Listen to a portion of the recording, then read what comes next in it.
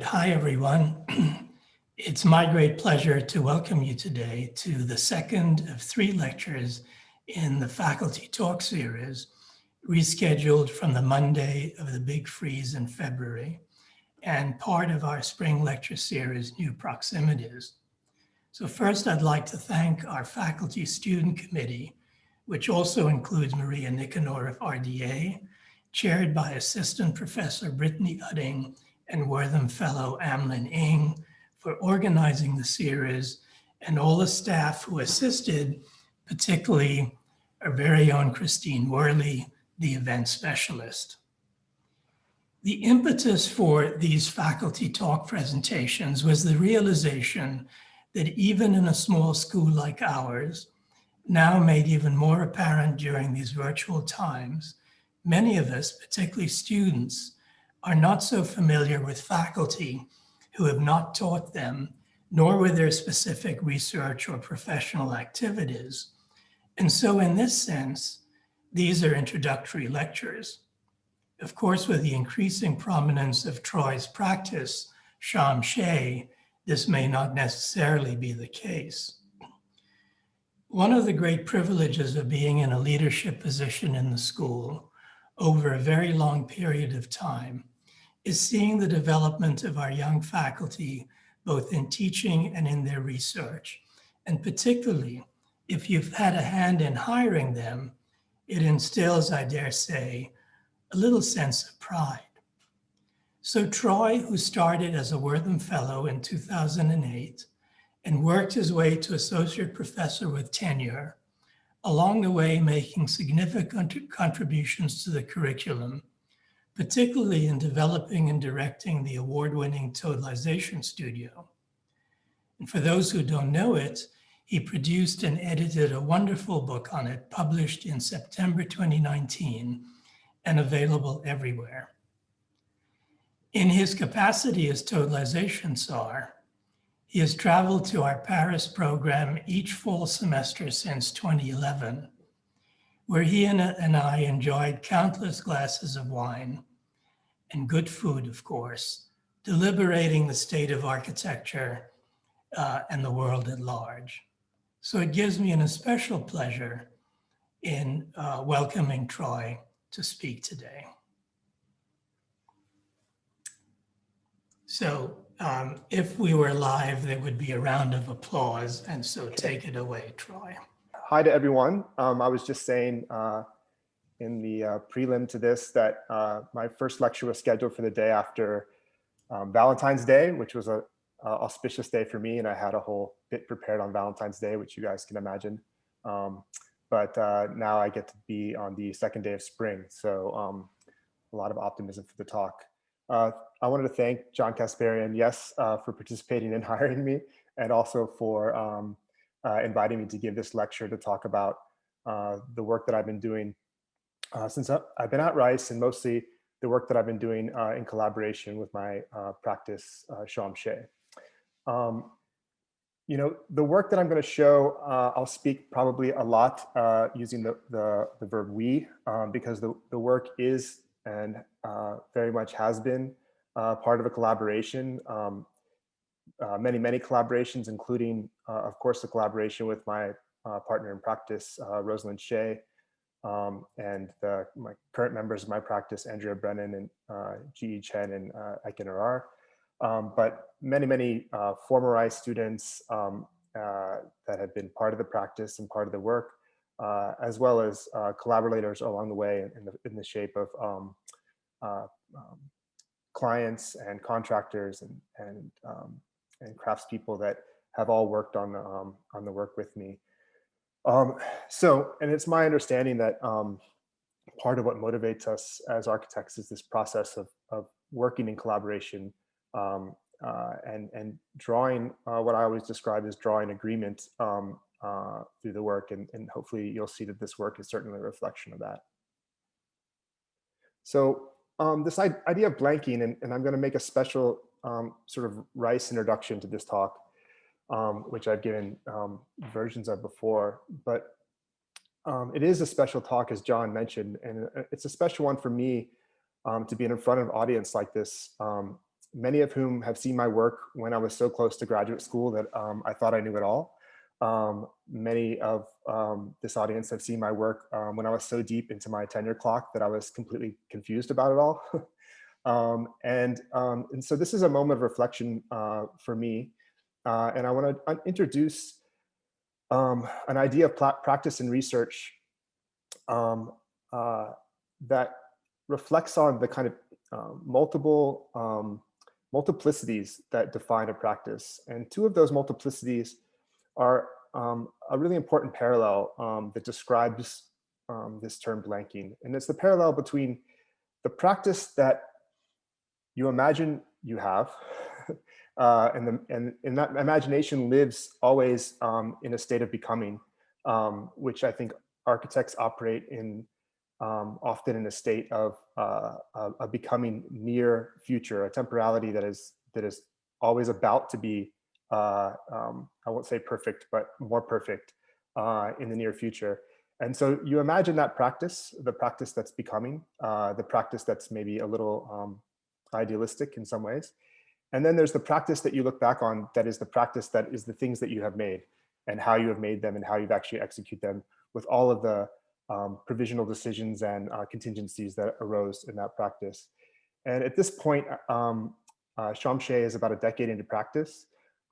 We've actually built about 50 projects, and we've have about at least 50 more unbuilt projects, some of which you'll see. So this is an attempt to think about that space between the practice as you imagine it and the practice as you've executed it. While I tell my students, and my students have probably seen me, uh, there's the idiomatic idea of blanking that is a kind of contemporary um, uh, phrase of losing one's ability to recall something or to articulate something. And my students have certainly probably seen me do that many times and have noted as such in their end of the semester evaluations. The term blanking that I want to reflect on is a term that we've landed on because the notions of blanks as used in metal fabrication, like blank keys, in which some material is shaped to be shaped approximately to be later formed into unique objects. Similarly, we have some interests that have emerged in our work that we use approximate containers for recurring ideas and for interests that we visit and revisit, but are also adapted as we continue our practice and engage in new ideas and do these new kinds of work. Another play on the term is the notion of blanking, that's the blank page. In fact, no project begins without content or intent, truly blank, but we project ideas from the beginning, in effect, finding some of what interests us within it. This is how we found the recurrent ideas and interests that are in our work, and we use them like blanks, specific but soft around the edges, open to change, and the development of the work itself is an adaptation of hunches into specific responses, specific interventions, and unique findings. Part of this ongoing process is the formation of a common language by which we can both define and propel our work, specifically the naming of ideas in a series of terms. These terms can be semi-specific containers for ideas. They're not so much definitions as they are vectors defined by somewhat leading questions. This vocabulary of soft terms, and this is our kind of a current list that we've been using as a set of blanks from which we attempt to define to propel our projects. And in the case of this talk today, it's an attempt to organize our projects around certain ideas about building, aesthetics, representation, people, the city, and the things that we care about that are more explicitly architectural. Also, we're trying, and hopefully you guys can appreciate this, to introduce and intersperse the presentation of our work with some of these terms in which to build frames in which to discuss them. Entropy. We've had the opportunity to work and think through Detroit, Marfa, Texas, and Houston, Texas. And while these places are all quite distinct in their physical, climatic, and social conditions, they share a kind of remoteness. Whether remoteness like Marfa, they are actually quite difficult to get to, or remoteness because Their ideal form is less understood or known, like maybe Houston. And the notion of ideals might in fact be nonsensical in these places. What we have been focusing on are things like the leakiness of urban conditions and the dispersion of some kinds of landscapes, the informal quality of these spaces. For these conditions are grouped under the idea of entropy, where things like that things that look one way might be open to interpretations, and where the appropriate interventions may not always be self-evident. So as a response, we've often returned to this image, which is taken from the Eiffel Tower looking down. What we see, so I guess John and I've had some glasses of wine near here. What we've seen, what we see are people running across an open space, waiting to get in, talking. The ground is the picture plane in this point of view. The people are unevenly distributed but ordered. You can trace the lines and identify the directional clumps as legible elements. In the shadow of the tower, in a way, the form of the tower is the subject of the photo, even though the tower itself is not in the photo. What is foregrounded in the photo is not the city or architecture's artifact, but is an activity or a moment. Or to put it another way, and to paraphrase Robert Smithson, we're interested in how buildings collaborate with entropy and how that produces localized order on platforms that can support different modes of inhabitation, use, and other things that are harder to predict. The ground here becomes a kind of picture plane point of view. The lines are lines, and the image becomes a model for representation or a kind of drawing on which we can visualize these ideas. We have received many lessons on these kind of buildings over the years. Originally, this talk was going to be before a talk I just gave it with Rosalind at UT Austin in their preservation department around the work that we've been doing in Marfa in collaboration with a lot of folks to preserve the work of the artist Donald Judd there and the buildings that he left there. So these are some images of that work. This is a work that we're actually completing this summer. That's the architectural office building of Donald Judd and has some John Chamberlain pieces installed within it. We've been working on this for almost eight years now. We're beginning the construction with Peter Stanley, who's a Rice grad at the Chinati Foundation on the Chamberlain building in Marfa as well, which is a wool and mohair warehouse that has one of the largest permanently displayed collections of John Chamberlain's work. And we're working on repairing and replacing the windows. And the reason I wanted to point this out is this is actually quite a large body of the work that we're doing that I don't have the space for this talk. But we've really learned a lot about how to think about the placement of a work, especially an imagination of a kind of ideal work in a space that relies on this kind of entropic unraveling, both spatially, but also like physically and materially.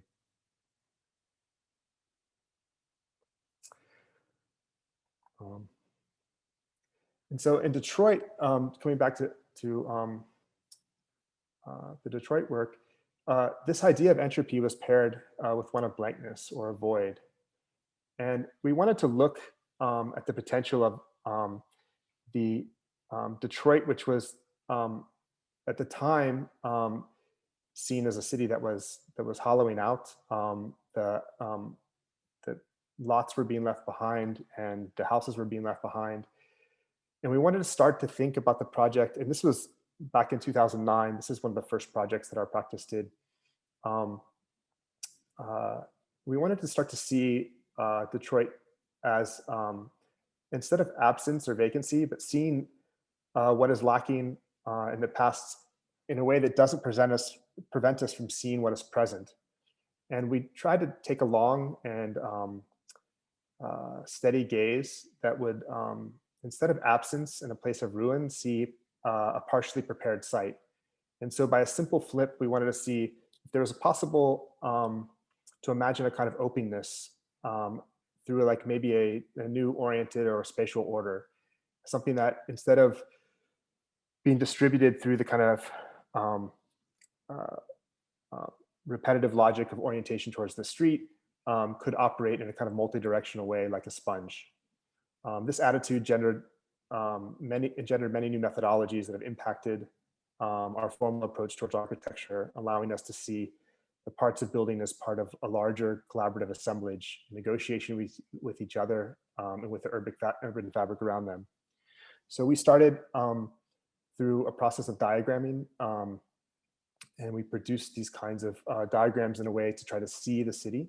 And they produced these kinds of what we describe as these kind of multi-directional scaffolds in which we could begin to see across things like building lines and infrastructure that was actually only semi-present at this point. And these are some of the drawings. We call this a kind of minor plan for Detroit.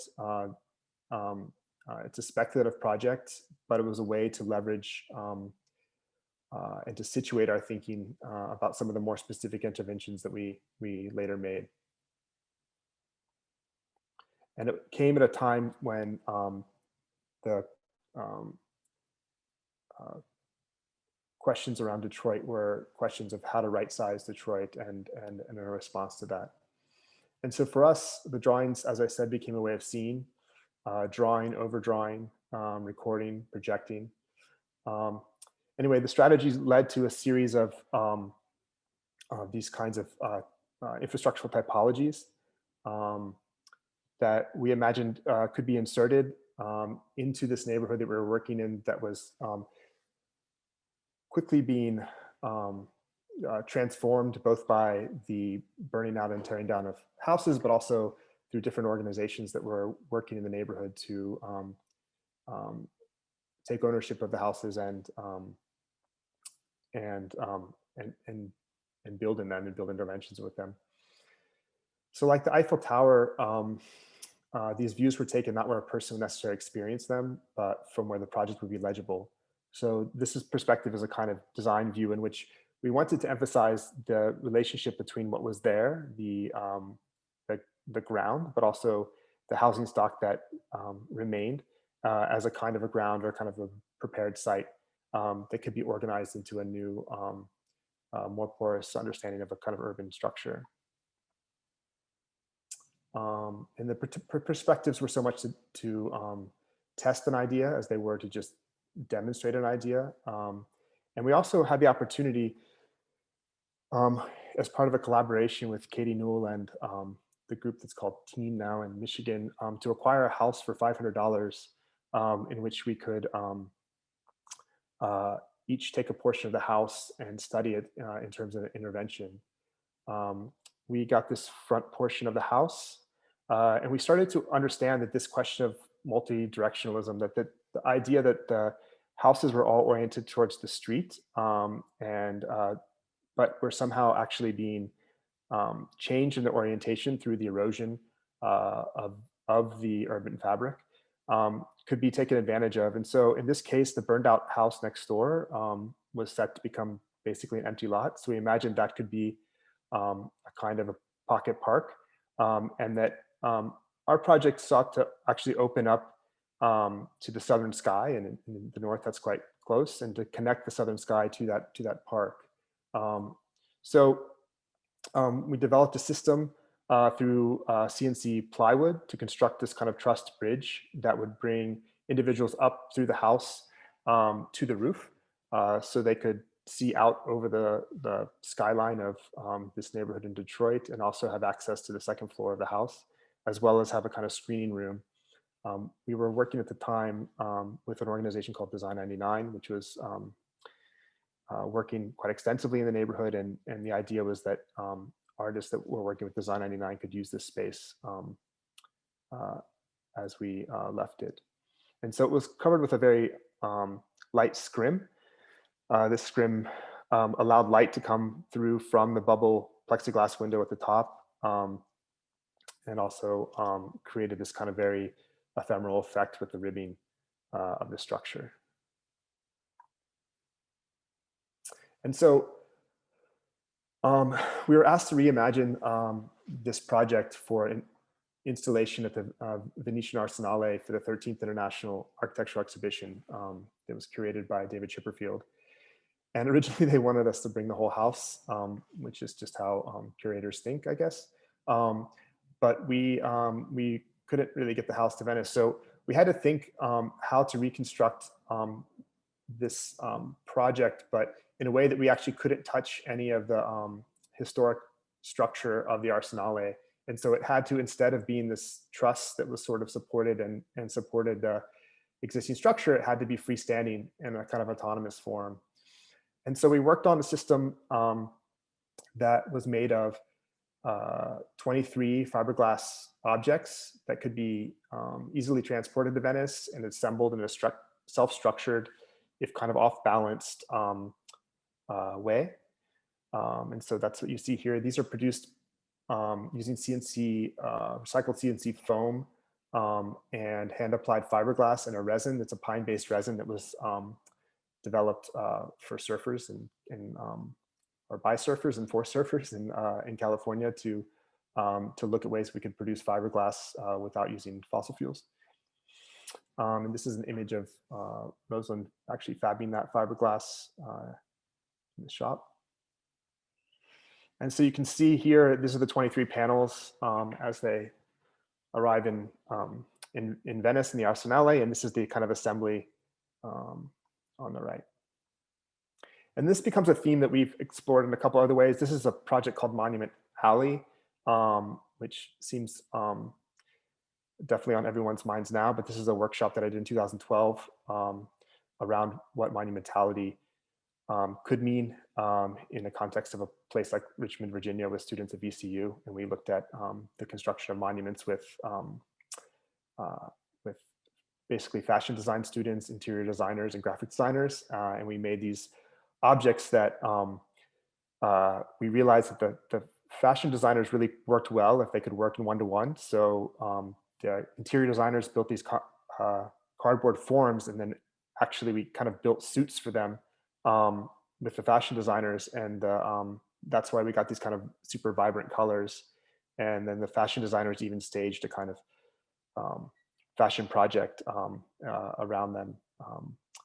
So it's a really interesting collaboration. But nonetheless, one of the things we explored was the problem of the set and how this kind of thinking through the kind of reassemble module could be a different way of thinking through problems of monumentality.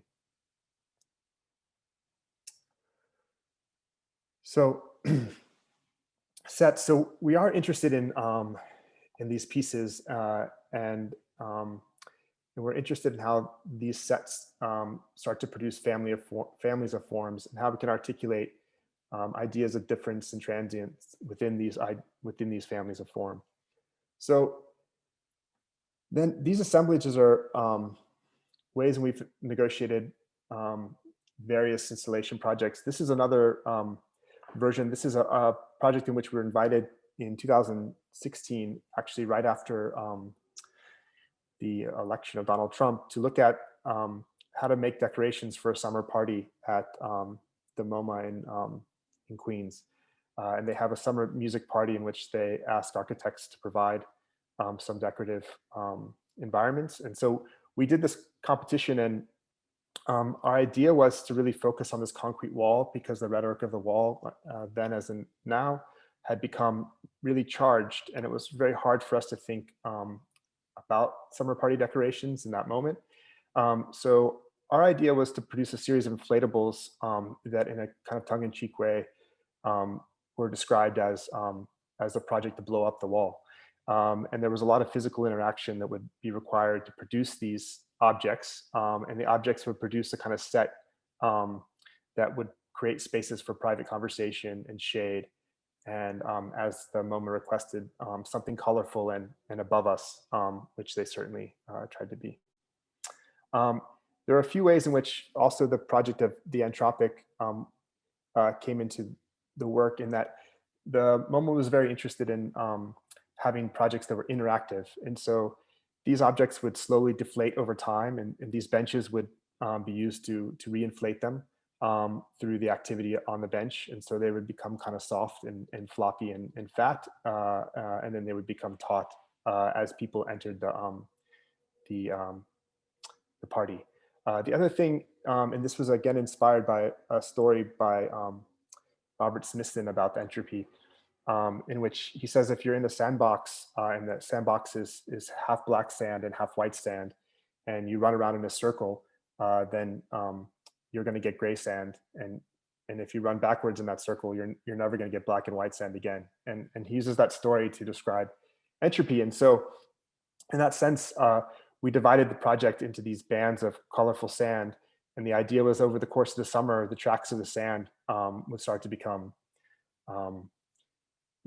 evident and mixed together, and you wouldn't ever be able to mix them back. And that was another kind of mode of interaction that we thought was quite telling. And so that's why even the model had this sand, which was probably the most complicated part of the exhibition, and bringing sand into a museum is not super impressive to some of the conservation staff and the management of MoMA, but nonetheless, we did. So, and then you can see how the project actually wraps over the wall, because we wanted to actually engage the streetscape and the people moving beyond, and so we used the kind of tiebacks on the wall in order to organize that. And this is some of the work we did through Stillman's office, who's an engineer in New York, who we collaborate with in developing the finite element analysis for the stretching of the skin and the fabric. And this is the kind of mechanism that we developed for refilling in the pump action. And you can see how the spaces were created.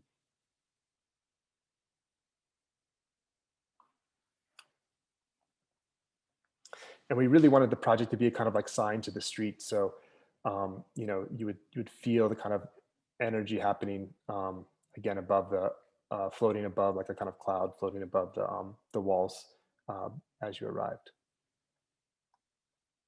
So, if PS1 is kind of a tableau or a stage for different kinds of performances, we're also interested in the idea of a stage with places to hide and emerge from small moments to more grand ones. Also, in the way that a stage, as it has direction and acts of revealing, implicates a moving object, it can also become a way of organizing a site. And so this Eleanor Anton photograph, is a kind of staging of a kind of event, but it's also staged at the precipice of the Salk Institute. And so this, for us, we find an interesting image in which, again, the architecture becomes a kind of background or a kind of backdrop for the staging of activity on the top. So this is a project that I've never shown before, and it's a proposal for a space essentially in a shopping mall, and we were really interested in thinking about how this space that's bridging across the road in a shopping mall could be activated by the insertion of an art object, essentially. And we had quite a limited budget, but the space was overstructured, almost like a sort of poorly articulated airport bridge, and it was called a rotunda. So we really took both of those ideas of the structure and the rotunda as a way to try to bring people together in the middle of a road in a busy city. The ellipse was the shape, I guess, that meant gave the spaces the name, the rotunda. And so we took this and we did a kind of geometric study. We imagined a soft curtain that could actually be stretched between the roof of the rotunda and the bridge below. And we produced this form that you might recognize from the first slide of the presentation. That's essentially these two articulated curves that allow the fabric to be stretched between. And we worked with a group out of Ohio that makes really large inflatables that we collaborated with on the PS1 project to do the analysis and to figure out how to articulate this screen wall. What's really beautiful about the form is the way in which it actually produces these really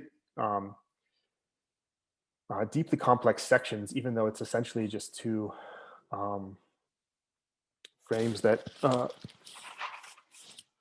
you can do this, I guess, in these kind of lectures, just these two frames that rotate past each other. And And we introduced a bit of luxury in the kind of graphic patterning, which I won't go into, to create a little bit of porosity. And the idea was when you were moving under it in the street, it would produce this kind of vortex looking up. And then the light would come through in the patterning in different kinds of day. And then you could move around it on the second level um, and have coffee or chat and peer through it to see the traffic and the people below. And it would become, instead of a kind of void, it would make a kind of marker above the street in a kind of light and an articulate way. And so these are some models we produced of it, and we really thought it would transform like a lantern between day and night. Um, so this is like day, and then you start to get a sense of the night.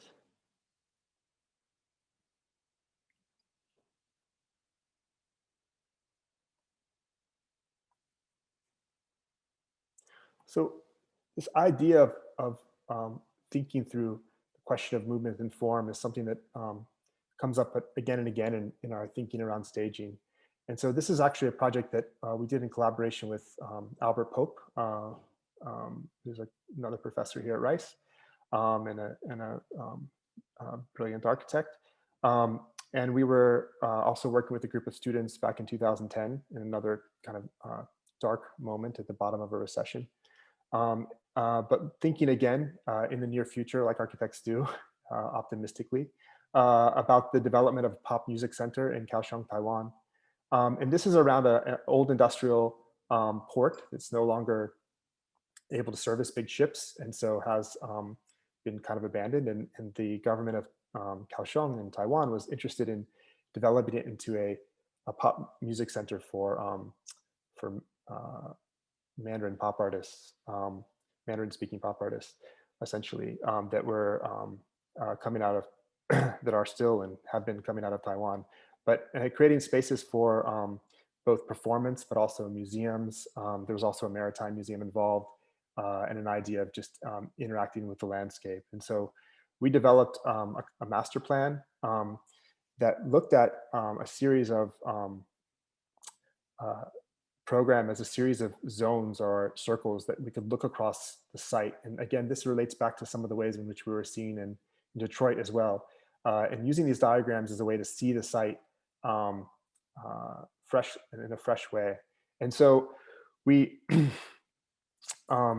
we divided into zones. We began to look programmatically at how to organize those zones, and more importantly, how to organize the path or the path of movement around to connect those zones.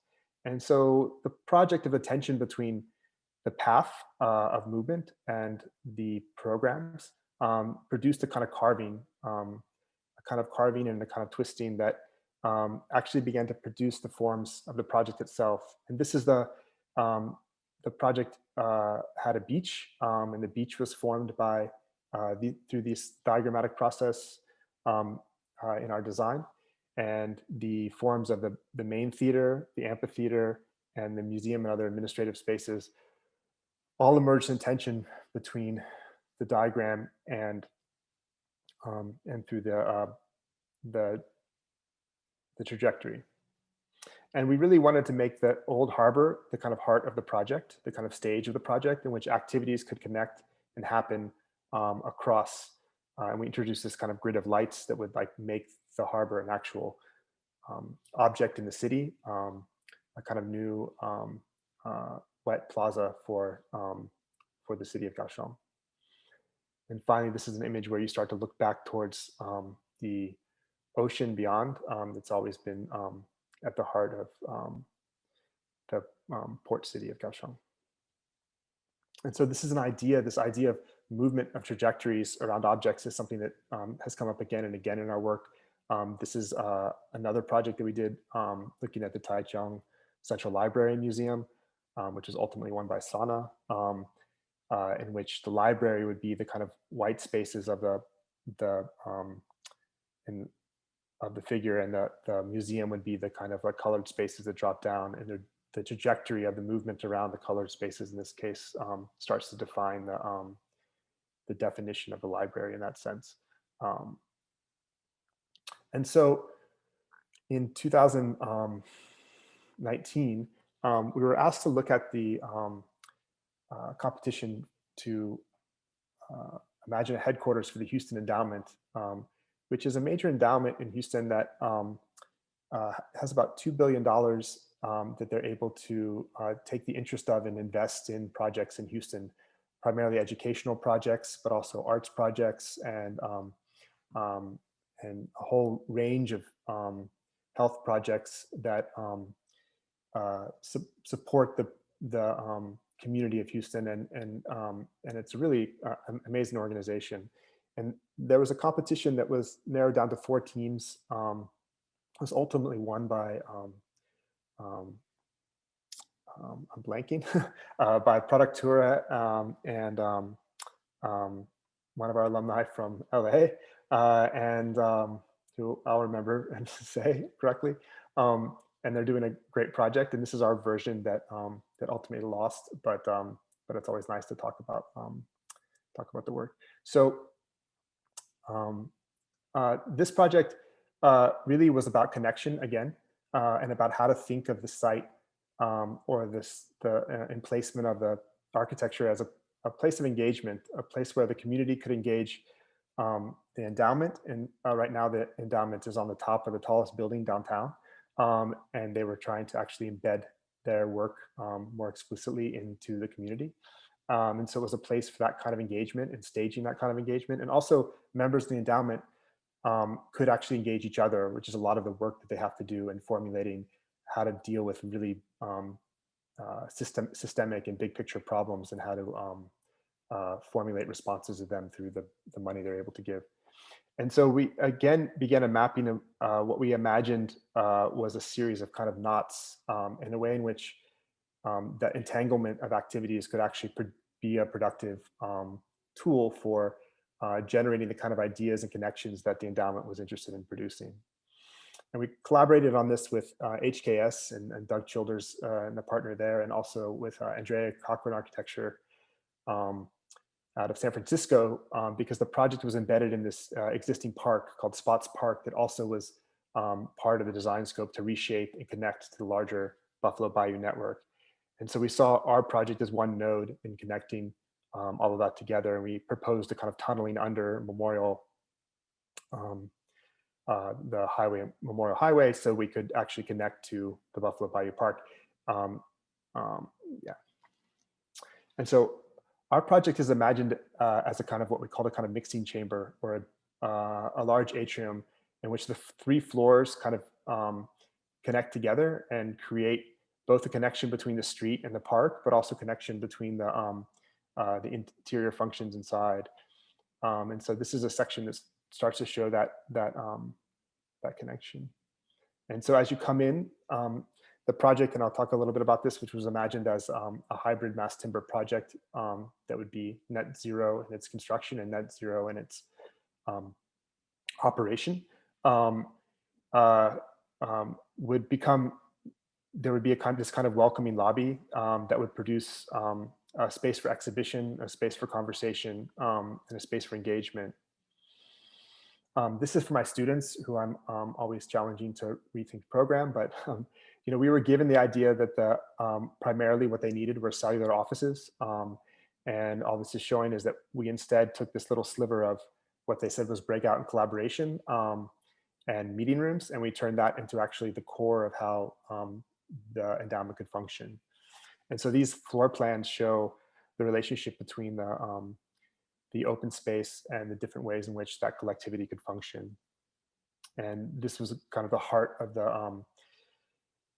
the public meeting spaces, and you can see some of the more semi-private meeting spaces staggered up through the space. And then the typical top floor would operate through a series of these kind of bridges and ledges in which public meetings could happen, some outdoor terraces, some carved into the space, some ledges that overlook the circulation, and some bridges that actually, and ramps that actually participate in the atrium. So like this. The whole thing is lit at the top through a series of skylights. And we worked with TransSolar to develop a system in which we could, based on research they'd done in Singapore, actually produce a building that would not have a traditional AC unit, but would use the void of the space as a, part of a passive cooling system that would allow us to make the building carbon neutral in its operation. I could talk about the details of that in the Q&A if you're interested. And then we also worked with Guy Nordensen's office on developing this hybrid system of concrete frames. Most of the mass of a building is actually in the concrete slabs. So we replace the concrete slabs with Dow laminated timber, and the mass in the slabs actually is enough to offset the rest of the concrete in the production of the building, and we would end up with a carbon neutral structural frame, as well as the kind of beautiful wood that you see in the renderings. And then lastly, we worked with Heinz's office on developing this facade. We wanted to make the project, as you often see in our work, there's a tension between the clarity of the formal diagram and the softness with which we try to articulate that diagram in some of the materiality. And so we worked with Bob Heinz's office on developing a facade of terracotta, a kind of pattern of terracotta, something you're probably familiar with even on the Rice campus, these kinds of lattice facades that could be articulated to respond both to the need for visibility and also the solar responsive to the different solar orientations around the project. And there's a whole systematic mode of how this could be actually adjusted and maintained that we worked through. And so this is that project that you can see here along the park, and the kind of large doors that would bring you into the kind of most public spaces. There was a cafe, a space for a farmer's market, a space for a gym, and then some terraces throughout the project.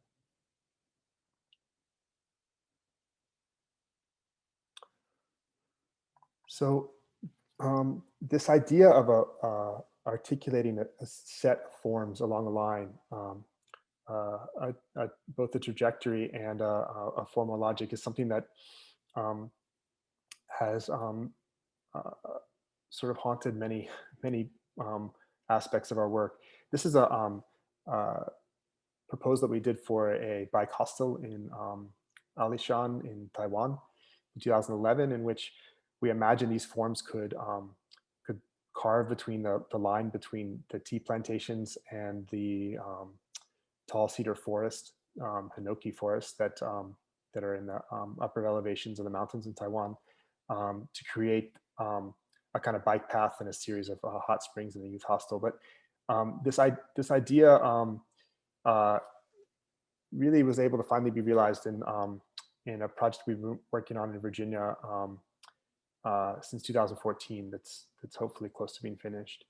And so this is a house we've been doing for someone who's an anthropologist, and also their partner, who's a playwright, and they're interested in living in this house and having it as part of their life for a long time, and perhaps ultimately becoming some kind of writing retreat that can support people that like to write and think about writing as much as they do. And so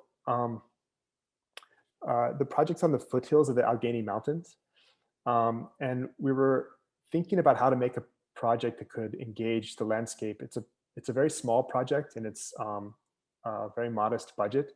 And so we wanted to think of a very simple project that we could build out of essentially 2x4s and stucco that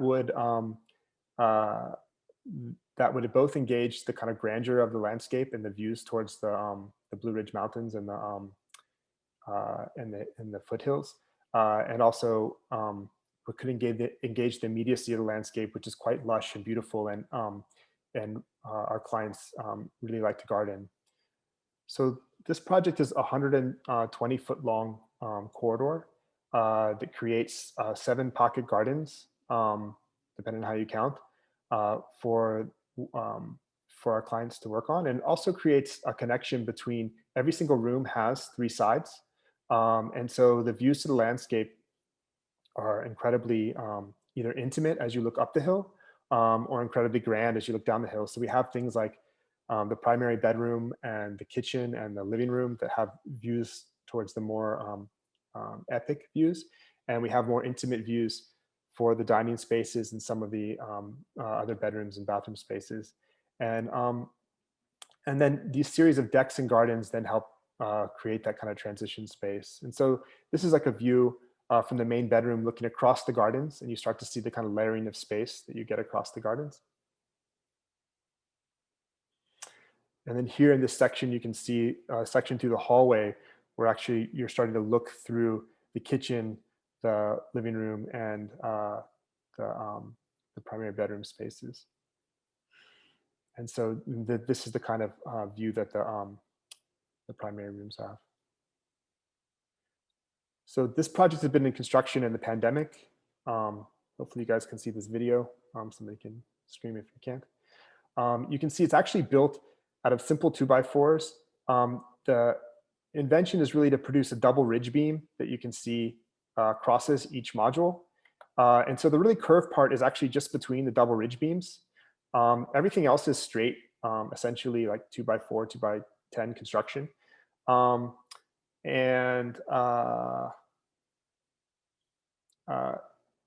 And then it's just skinned with plywood. And then our clients' field sites have been in Greece, and they've spent a lot of time in Greece. And so they're very interested in the idea of having a kind of Grecian sensibility in the project, or that kind of simplicity of construction. And so the easiest way to do that in this part of Virginia is to look at things like strip malls and gas stations. And they use a kind of insulated stucco product that goes by different names. And so we wrap the whole house in that, which actually produces an incredible extra layer of energy efficiency and a certain kind of softness. And so you get a sense of the site here at the end of this video.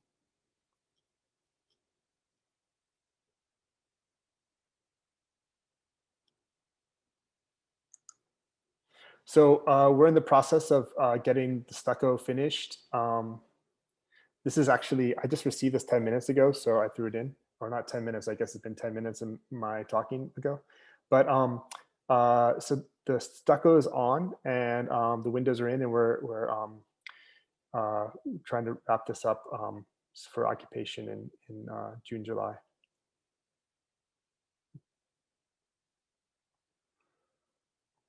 So this is a project that some of you may have been to. This is a project that began as we were approached in 2013, about the time we were finishing the Biennale and work. And we had 4 local young men that were interested in making a space for independent music to be played in Houston. And at the time, the music market was dominated by certain international brands that are involved in music marketing. And we didn't have many or any really independent music venues that could deal with certain types of acts. And so those acts were driving past Houston as they made their way from New Orleans to Austin, or vice versa. And they wanted to create a space for that. And ultimately, there's like an acknowledgement, I think, that you could actually be outside in Houston in a lot of times of the year. And they wanted to create an ability to have an outdoor music experience with these kind of acts in Houston. And so we developed that project with them. Again, this was an incredibly low budget project that we worked on for many, many years. And it involved developing many pieces. And those pieces we've thought in different ways around how they work together. A concept that I would like to introduce is a concept that actually comes from computer science, which is a project that, instead of kind of seamlessness in design, and we all can think about what that means in the age of the iPhone, is to think of something actually as like seamful, and to think of how to acknowledge the seams and let the pieces be, let the disjunctions be distinct, let the pieces be unique, And in a way, could we take this project and fitting large program into an existing set of pieces? The result would be something maybe more like an open campus that actually fits its way into the surrounding landscape and into the surrounding context. And so the project was situated in a way that had these kind of amazing views of downtown and this unimproved bayou. So it almost feels like a kind of a creek that it's along. Next to this bridge, this is Main Street, and this is about 500 yards from at that time, what was the new light rail stop. And so the project was designed to be transit oriented and to be accessible. And when there are shows outside right now, I think, but hopefully when COVID leaves us, you all can take the metro up there and go to shows if you'd like. The venue has 2 stages inside, a stage outside, and also the ability to have performances in this ancillary part called the Raven Tower, which is another story.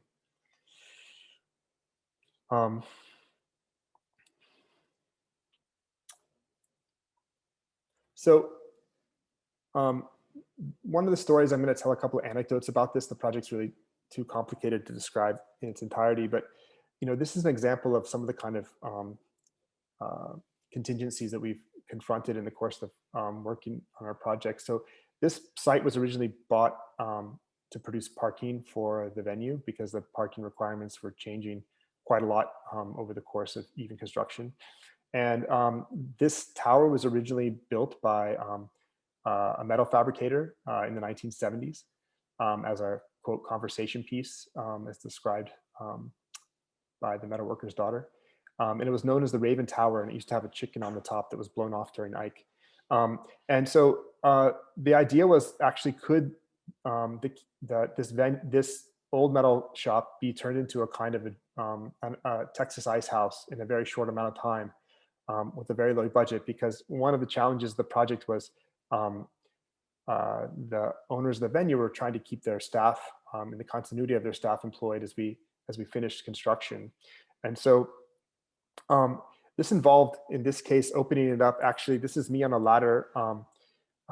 This is a technique we actually learned from construction of another project, where we actually used a beamer to beam these forms onto the side of the building and draw them with a Sharpie. And then we cut out the forms with a metal fabricator to actually produce these kind of distinctive arches, and then repainted the building. And then we had to structurally reinforce and provide a second means of egress to the tower as well, which is post-COVID is now open. And we really worked to actually engage and compress the space between the venue and the downtown skyline. And so we wanted the exterior to really feel like a kind of urban room. And so we went vertically. And so there were spaces that on the exterior of the building could be accessed both as essentially drinking and smoking porches for the spaces on the inside, but also could be used as spaces for viewing the action actually on the lawn, all the way up to a roof deck.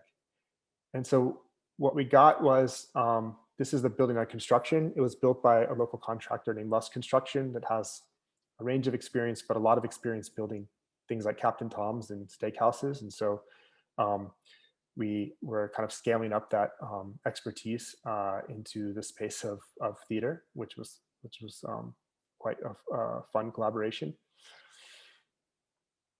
And this is the project completed. We can talk a lot about the technicalness of it, but the wood is there both to connect it to the landscape, but also because it provides certain kind of acoustic tempering for the outdoor events. The siding is essentially a hardy cementous siding, and then of course we have the kind of iconic neon light that holds the corner. And so this is the project from the lawn. And this is the interior, which our clients really wanted us to consider somewhere between Radio City Music Hall and but with a different budget and with also an imagination of how that might be articulated in Texas. So we use these cedar planks coordinated with essentially off-the-shelf lighting to produce an interior that was very compressed and very intimate. And ultimately, these images look so nostalgic, seeing as where I'm giving a lecture from. But ultimately, it produced a space that's quite dense and does provide a kind of intimate room-like experience upon viewing. So another term that we confront is this idea of geology. And for us, we think a lot about how geology implicates different kinds of like timescales and different kinds of temporalities and modes of thinking, and how that influences certain choices that we've made in our work. And the first project I'm going to show, and I've never shown this before, is a project that I've been doing in collaboration with the Houston Audubon Society and working with and through Natalia Beard, and who's an alumni and who's a partner at SWA here in Houston. And so this is a project at High Island. High Island has a series of Audubon sanctuaries. It's a salt dome that that is 23 feet above the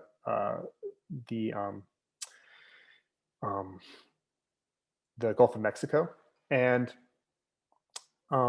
because it's raised, there's actually a series of lakes there that are freshwater, and it's become one of the most important birding stopovers for migratory birds, but also a rookery for local coastal shorebirds, including egrets and rosette spoonbills and herons and many other species. And so the idea was, this is on the other side of Galveston Bay. It's quite a long journey. The idea was, could we, with a minimal intervention, actually make some of these experiences more accessible? So when you drive all that way, it's a little bit easier to both, in terms of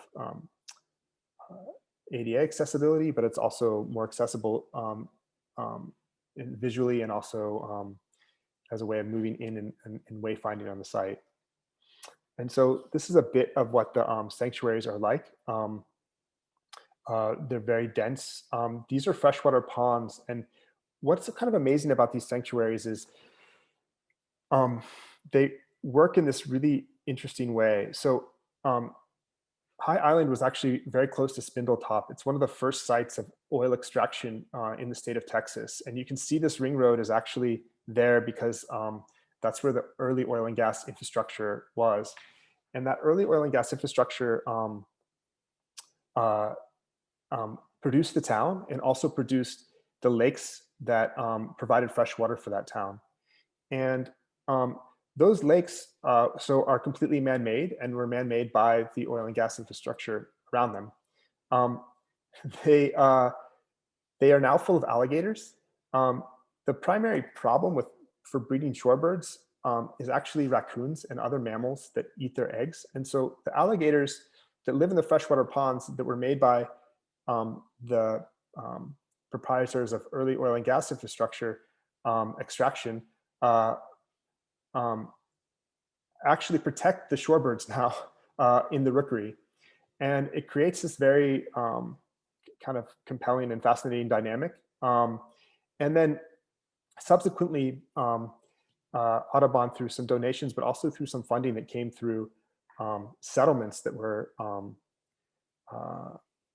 proffered after the BP oil spill, had the funding to actually do some habitat work and produce some accessibility. So it's a very unusual Texas story that SWA has been involved in, and that we've been supporting them in that involvement. SWA produced these amazing canopy walk structures. And part of our project was to do a bathroom. And the bathroom had certain requirements from the Audubon Society, but the primary requirement was that it become a kind of almost like a welcome station, even though it's like a bathroom, and it would be a place that would kind of mark the entry. and be where you could like freshen up and cool off after a long trip or after a long hike in the mosquito-filled woods with the birds. So again, it was how do we make this small project? It's passively heated and cooled through its design, as you can see here, and through its venting. And it has to withstand a very intense windstorm and potential damage from. So it's a kind of a bunker, but also a marker as a kind of entry. And we also were charged with helping to restore an old pump house on the site, which we worked through on a very small budget to stabilize and restore into a kind of welcome pavilion. This is a kind of more ambitious version that we haven't quite achieved yet through fundraising, but the pavilion is nonetheless there. And so this is the structure as it's built today. Actually just took some students down on Friday to look at the work and took some scouting shots. It's just kind of, this is the first season, it's really fully open.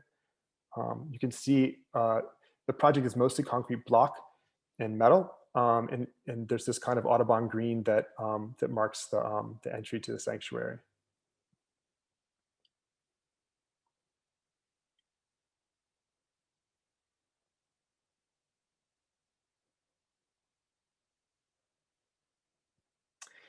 And then, you know, a lot of our projects, this idea of the geologic and form making and the temporality of that comes through. This is an image that we like to show of White Oak Music Hall, in which you really see the atmospheric qualities of the sign in the street, which is something that's so hard to capture in design, but something that we try to keep very present in our imagination of our design.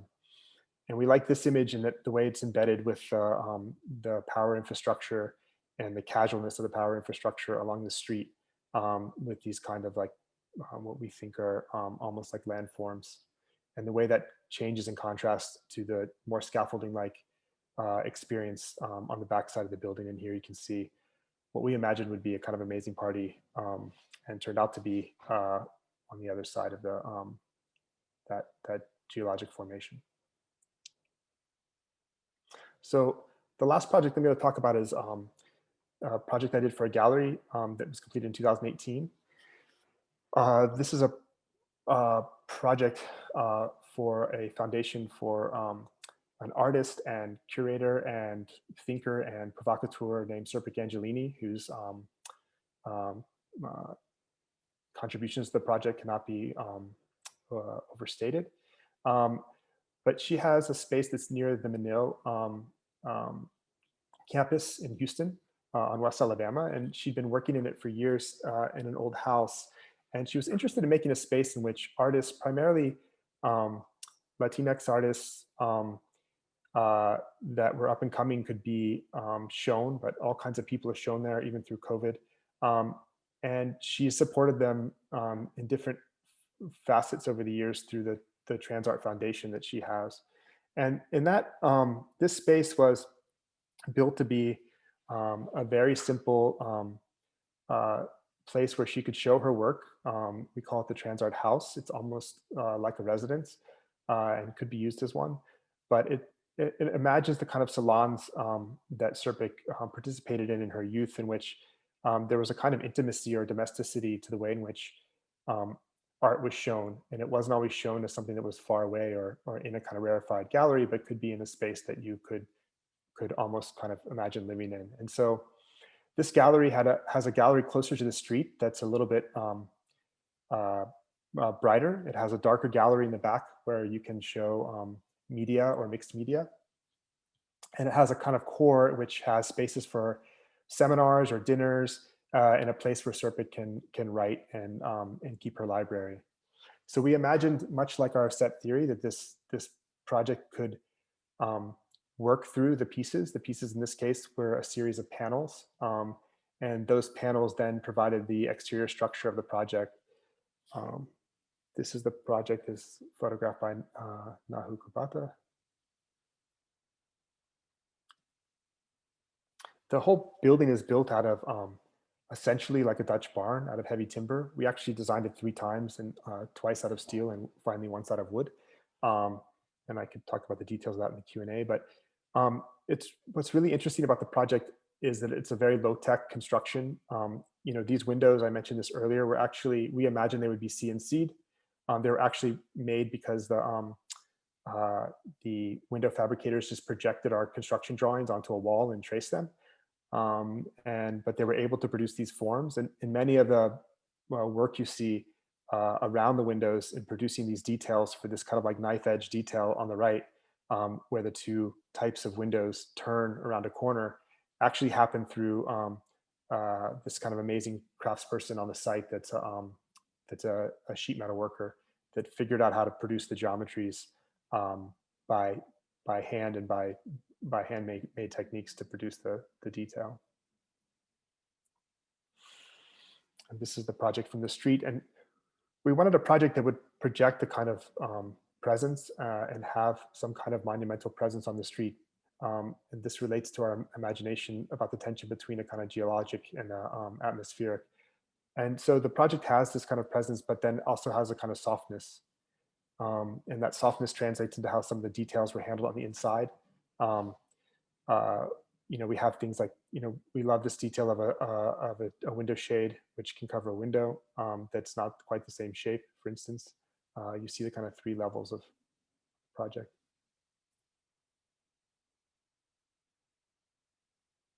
A kind of kitchen that can come out when it's needed, a kind of balcony that could be used and has been used in the production of a performance art piece in this kind of service wall. The kind of light-filled gallery in the front, and then this is the image from the seat. The object in the back is a space that is used by artists to produce art now, and so it loans it to them for that.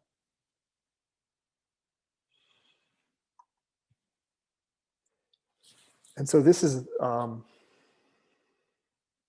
of the last images I show, where you see that this is a side that you rarely see of the gallery, in which it starts to unfold into a series of geologic objects that we find in place the project in a different kind of trajectory, in a different kind of tradition, and thinking about the kinds of forms that we encounter in the city of Houston and the problem of form in working in places like Houston. And for time, I won't talk too much about that, but I just want to go back to say that, I think that in summary, what I'm hoping to describe is a notion of if an architectural practice does exist in this temporality of kind of always becoming, and if it has this tension between this imagination of what the practice is becoming, and by extension, the buildings are becoming, and then this confrontation with the kind of contingencies and realities and provisionalities that produce the practice that is. I wanted to attempt to reflect and to use blanking and this idea of blank to bridge that space, not to produce a kind of totality that would sum up the practice, but to produce a series of bridges in that space that could be used to think through what is ultimately necessarily an evolving and incomplete production of research and practice. And so, like blank and metal, I think we're searching for that space between optimism for the next project and the real that we've engaged with the last. And so, thank you.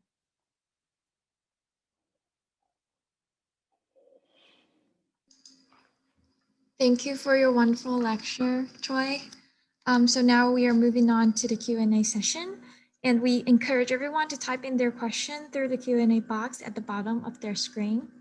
And while we're waiting for the question to come in, I have a question coming from myself that was the motive of creating collective work. I can see from your lecture that there is a really close relationship between you and your client. But how do you create and present the work to other audience like contractors and engineers?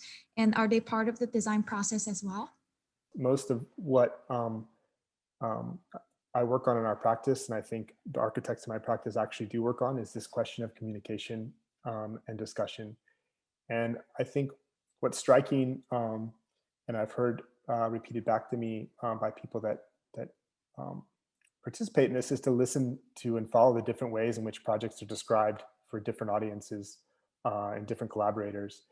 And so everyone has a different set of criteria with which they come at the project and think through the project through. And so, you know, there's a kind of famous discussion about how to paint the White Oak Music Hall, for instance, when I was working with Serpic on Transart. And you know, the White Oak Music Hall conversation, you know, the colors always got referred back to college football color schemes when they were being presented. And it's one reason why the colors in there, even on the inside, there's a whole logic of color that I could talk about, but that all are very punchy and straightforward and almost like super graphics, because they had that kind of discussion around color. And so like the whole backstage is painted yellow.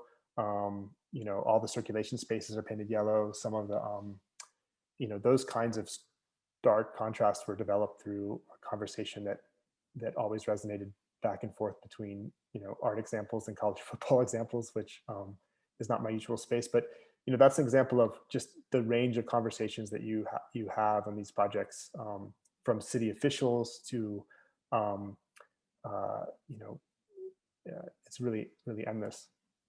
And it has a huge impact on the work, which is why I say that space that I'm trying to describe between what you imagine your project is and what you actually make is always one that's changing.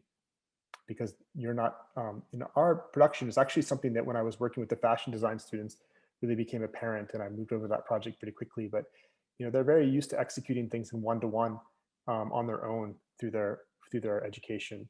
And even in as they start to work in practice, they have a much more intimate relationship with their projects.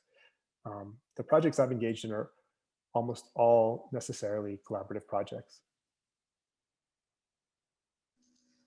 And another question that you said at the end of the lecture that you're trying to find like optimism like inside your work. And with the growing of the business, especially it was like selected as like top 50 firm, I think there must have to be a lot of like selective process when you choose a project, right? So how do you usually like select your project, or what are you looking for specifically? That's a good question. Uh,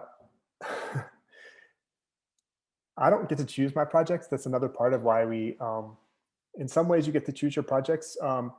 If you do a competition or you do a project, a lot of the early work was chosen, like the work that we did in Detroit. We chose to do that work in the way we did it in Detroit. That said, that choice is not always available to you. And then more importantly, a lot of people now approach me about projects, and it's very hard to tell early on in a project what the results are going to be. And our practice, the reason we've done so much work, so much work that we haven't even shown, is because we tend to be pretty optimistic when we are approached by a project, to think that there's some way in which through conversation and collaboration we could make something quite interesting. And so it's very, some architects try to be very selective, and some architects try to embrace the breadth. But we've kind of leaned on to embrace the breadth. And there's, you know, we've worked on strip malls and all kinds of various popsicle stands and all kinds of various projects that that many of you have probably frequented that don't necessarily fit into a certain kind of discursive framework, but that we always learn from and find places for innovation in. Okay, thank you. And we have a question from Lucia. They ask, the Transart gallery is very sculptural. Do you get inspired from the art? I can say a little bit about the sculptural nature of the Transart gallery. Actually, you know, I benefited from, and we benefited from having a client that knew our work. She'd actually been to the Biennale, and she'd seen our work in Venice. And she'd seen, sorry, I'm trying to go back. She'd seen our work in Venice, and she'd seen some of our other projects. And so we were actually working with her for quite a while. She'd seen this work as well. And she'd seen